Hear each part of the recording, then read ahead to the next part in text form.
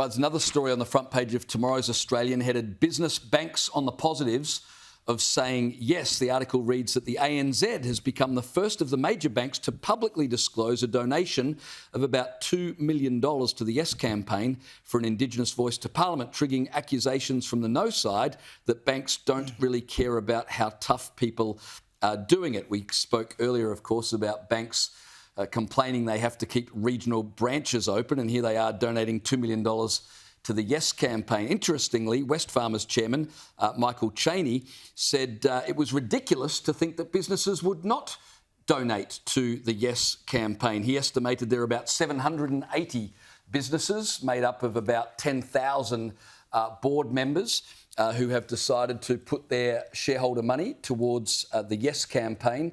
What do you think about that claim, Liz, that it would be ridiculous for businesses not to put money into the Yes campaign? He literally said this is the most important thing you will ever vote for in your entire life. Yes. Do me a favour, buddy.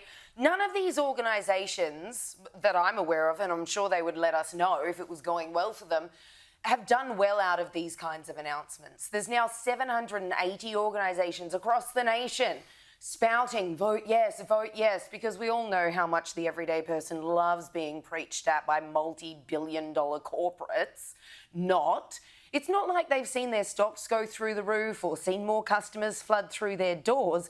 This is literally just a virtue signalling exercise at the moment, and at a time when you know this thing is absolutely plummeting in the polls. Yeah, and I mean, as we were saying earlier about, not being able to keep these regional branches open, imagine what you could do with $2 million. Let's say a teller costs $100,000 a year, your rent on the building's probably about the same, $100,000 a year.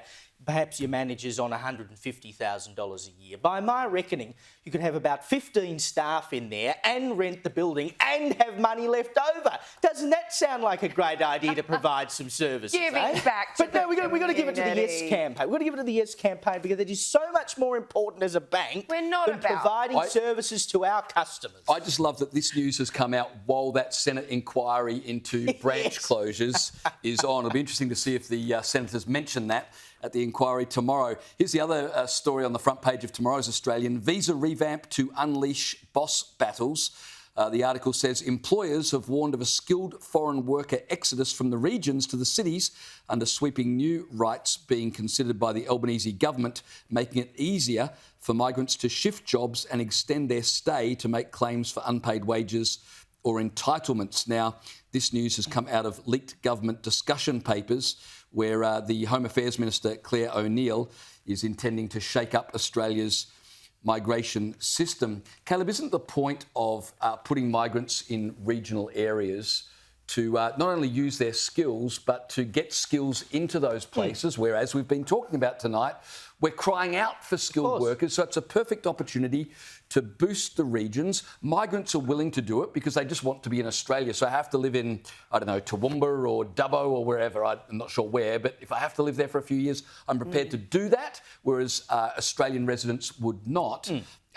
What would be the reasoning for making this change? I mean, we need more people in the cities like a hole in the head, don't we? We don't have the housing for one. So on one hand, the Albanese government says, oh, look at us, we've got this housing plan. We're going to put up all these houses in the next 10 years. It's all going to be fine and dandy. And then meanwhile, they're running around saying, oh, well, the people who are living out in the regions because we told them they have to live in the regions, maybe you can come into the city as well. So it's almost a double effect, where you hurt the cities because you create extra pressure on all the people already living there because these people then need places to live and send the kids to school and whatever, and you're hurting these regional towns that need the workers to help prop them up. At the same time, it does not make any sense. If we're going to import workers into this country, we have to be very strict about where they are going and the skills they have. It's not an open-ended question. Yeah, and we're talking about 2.1 million. I mean, I actually was sitting here silently reading this about 50 times because the text is so tiny. I genuinely thought it said 21 million. I was like, guys, why aren't we talking about the sheer enormity? I wouldn't put it past Labor. That's why I had to read it 20 times. But no, it is 2.1 million. So it's not a small shake-up. No.